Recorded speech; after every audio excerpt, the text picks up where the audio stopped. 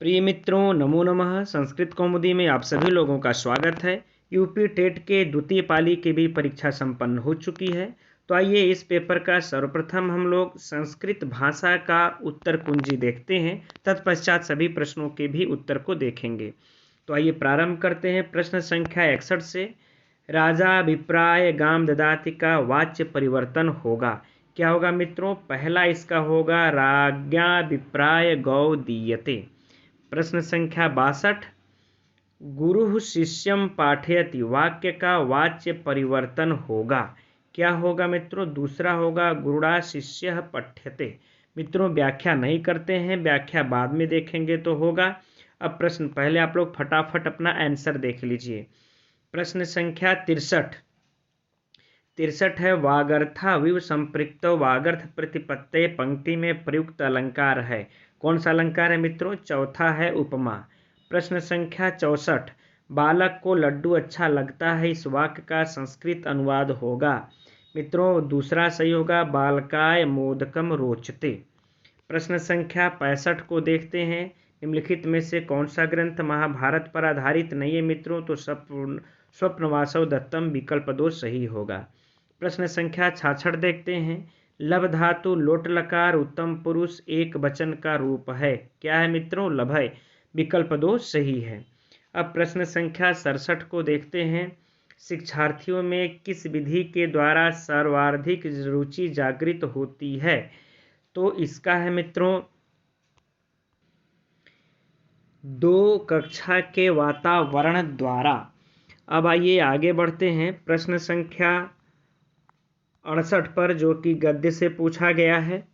तो आइए, यह तो सरल है बिल्कुल। सत्पुरुषाणाम संपत्त्यः भवन्ति तो परजीवेभ्यः, विकल्प 2 सही होगा। 69 प्रश्न को देखते हैं, सदैव पद में संधि है, तो कौन सी संधि मित्रों? चौथा, वृद्धि संधि है। प्रश्न संख्या 70 को देखते हैं, परोपकारस्य महत्वम विशद रूपेण वर्णितम। कहाँ पे यह वर्णित है मित्रों? तो धर्मशास्त्रेषु, विकल्प 4 सही है। अब आइए आगे बढ़ते हम लोग प्रश्न संख्या 71 पर, कर्मवाच्य में क्रिया किसके अनुसार होती है? तो कर्मवाच्य है तो कर्म के अनुसार ही होगी, विकल्प 4 सही है। प्रश्न संख्या 72, सप्तचत्वारिंशत् कौन सी संख्या है? 47 है ना, विकल्प 4 सही है। आगे बढ़ते हैं प्रश्न संख्या 73 पर, संगात संजायते कामः में सूत्र प्रवृत्त होता है। तो 73वां का मित्रों सही है इसका राइट आंसर, चौथा, जनिकर्तुः प्रकृति। अब पर्यध्ययन उदाहरण है किसका?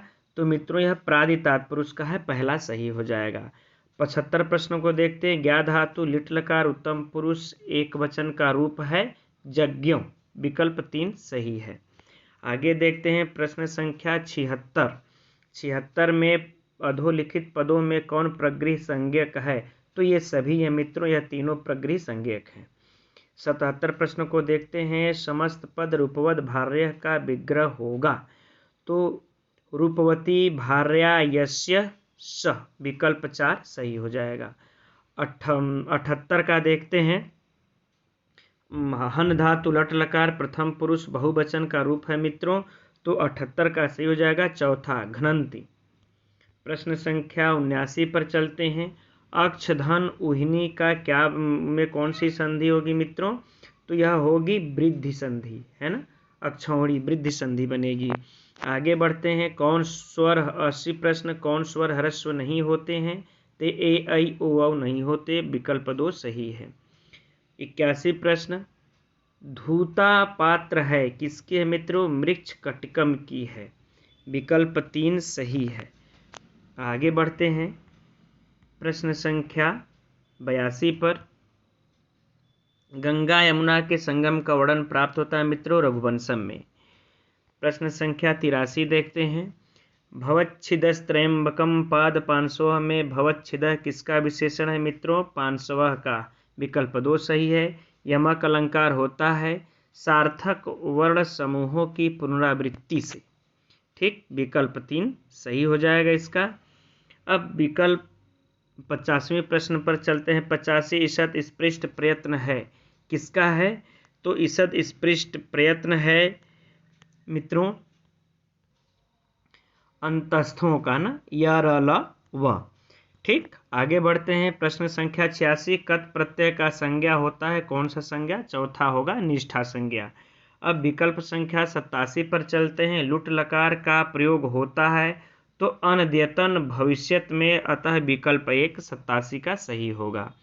अब प्रश्न संख्या 88, इनमें से कौन स्वर नहीं है मित्रों? तो ल स्वर नहीं है, विकल्प 1 सही हो जाएगा। प्रश्न संख्या 89 को देखते हैं। 89 का चक्रपाणी में कौन सा समास है मित्रों? बहुव्रीहि समास है। और अब फिर प्रश्न संख्या 90 को देखते हैं। 90 में है दृक्षतः दृश्य धातु का कौन सा रूप है? तो प्रथम पुरुष द्विवचन का रूप है। ठीक है मित्रों, अब तो ये रहा। हम उम्मीद करते हैं आप लोगों के सभी प्रश्न लगभग सही हुए होंगे। आप लोगों के लिए शुभकामनाएं। आप लोगों का टेट जो है क्लियर हो जाए, आप लोग सुपर टेट की अब तैयारी में लग जाए। नमो नमः।